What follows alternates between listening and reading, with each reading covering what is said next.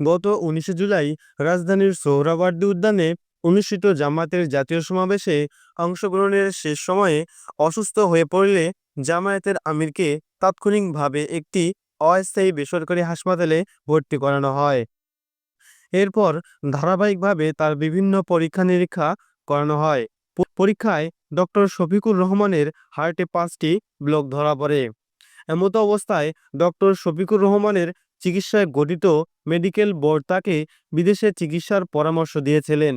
তবে তিনি দেশের বাইরে চিকিৎসা না নিয়ে দেশেই চিকিৎসা নিতে এককভাবে সিদ্ধান্ত নেন।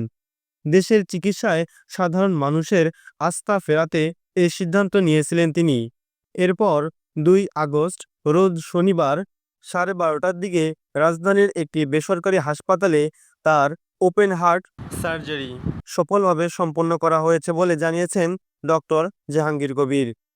তিনি আরও জানান, ৭ দিনের মধ্যেই তিনি বাসায় ফিরতে পারবেন।